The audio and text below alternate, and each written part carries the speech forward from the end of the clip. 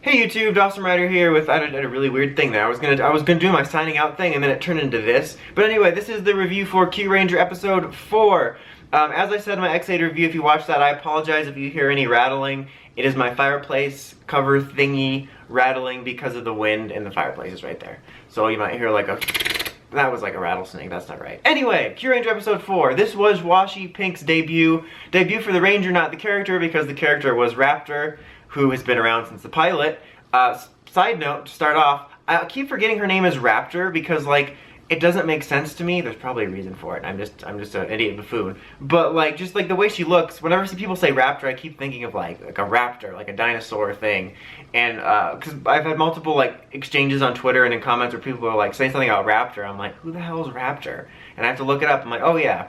Anyway, so this was her debut, and the episode mainly revolved around the fact that she's always wanted to join and fight the team, starting off with her like fantasizing about helping them at the beginning, just on her own, not even as a Kyuranger yet, and sort of tie that into a classic like toku filler trope of like, you always gotta have dreams. But it was a good episode. I liked the debut for her.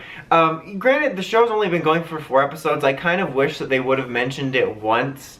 Unless I missed it, and they did, but like hinted that she wanted to get out there because like they did a good job of conveying that in this episode, and they even had like a flashback to it.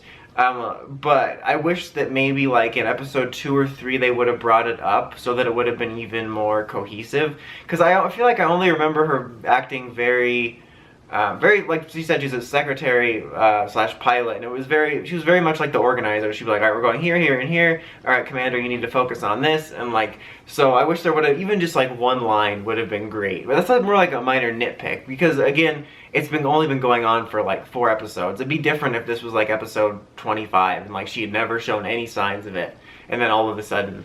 But I thought it was pretty well done in that respect. I feel like it was never clear to me whether Commander actually knew that was going to happen when he decided to send her with the away team, or whether he was just pretending like he knew it was going to happen because he wanted to seem smart. I mean, after all, he did send her for peaches, and I like how she got canned peaches instead of fresh peaches. Maybe it wasn't peach season. I don't know. Japanese fruit seasons. But so, yeah. Also, they introduced in this episode the concept of the roulette, which will basically give us the 5 we will be sending to each mission. They even like joked at it that it was like for budgetary reasons, which, you know, because it's a good way to manage the team of 9. So, and it's Lucky's obviously always going to be there because he's the core of the Megazord. So, I do like that idea. I kind of hope that as the series goes, we can do different things with that. Like, obviously, as they mentioned, because of budget reasons and like time reasons, you can't always have all 9 being there. But I think it would be cool if instead of like this episode, you had the 5 there, and then you basically had Balance and Naga commentating on it and having a couple other scenes, not commentating like they were narrating the fight, but you know what I mean. But like, it would be cool if we could have like, okay, we're sending these 5 down here, and then the others that are left up have to go suddenly on another mission. I think that would be a cool use. Just to mix it up a bit. Maybe you have sometimes them dealing with a plot that actually is happening on the ship. Sometimes they can just commentate. Sometimes something comes up and they have to go to a mission elsewhere on the same planet. Or maybe have one where they actually have to travel to another planet. I just hope that they mix that up a bit. It's kind of too early to tell. Speaking of planets, we did finally arrive on Earth. And it has more sort of... I can't remember the word they used. I'm going to say commanders or generals on the planet than usual. I think they said usually each planet has like 1 or at least less than what Earth has. So Earth has more, which is kind of like giving a reason for why we're going to be on Earth a lot, which I'm really mixed on this. On one hand, I like that they gave a reasoning for it, but on the other, I was really worried that once we got to Earth, we would stay there forever. And I really hope that's not the case.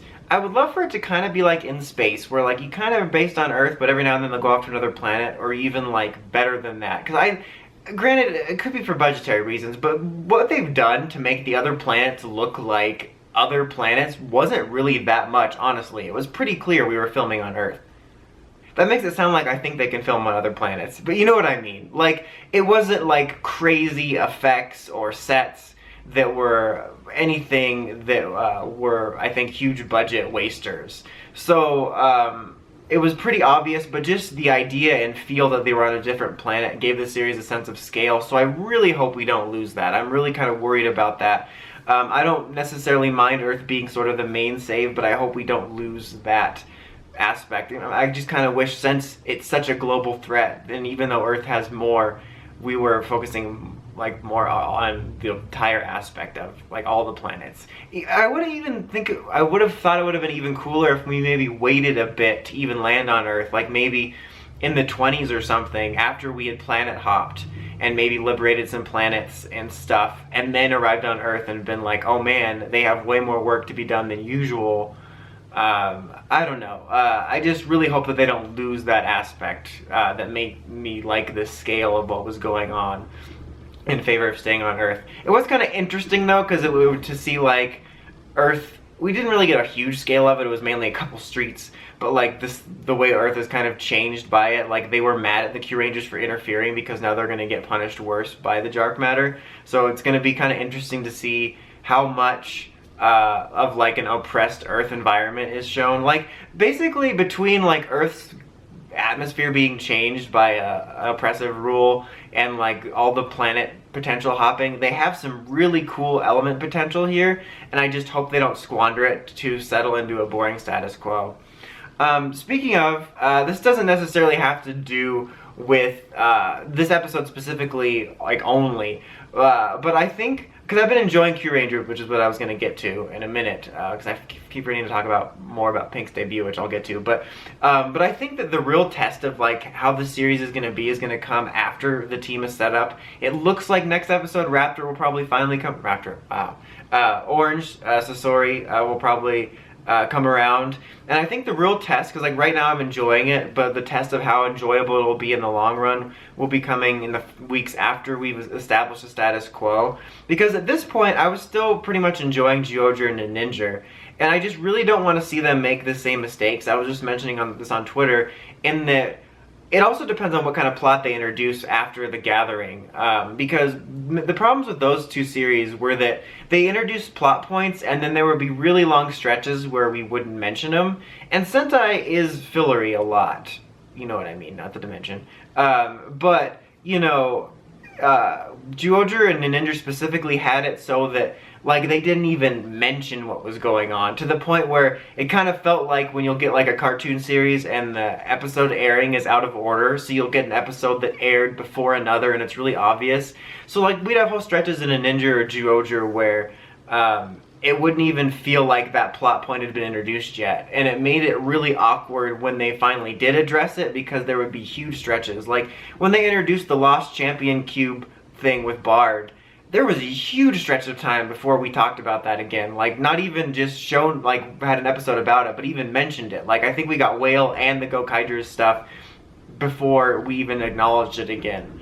So I'm really worried about, I hope that doesn't happen. Like I said, it depends on what they introduce, because right now, after they gather them, the main plot could be as simple as, let's just fight dark matter.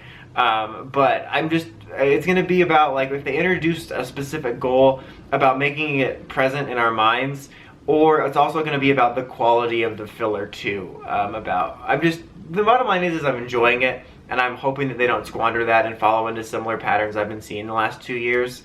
I also mentioned on Twitter that I think ToQger was a good example, because even like in the earlier episodes that I wasn't as huge of a fan of, like in the filler area, they never let you forget that their main goal was to find their town and like remember their lives and stuff. Like it was always present, and I think that's important to make the series feel cohesive. So I definitely hope that they don't squander it. It'll be interesting to see. But real quick at the end, to get back to the main point of the episode, which is Washi's debut. Like I said, I think it was a good debut for her. A tad generic, but I thought well done, and she had a good debut fight, and I really like her mecha and stuff. So I thought it was well structured, and I thought it was kind of funny that like the concept of the monster of the week was that he was stealing children's dreams, and that Lucky pointed out to Sparta that he was kind of being like that monster when he kept discouraging Raptor from fighting.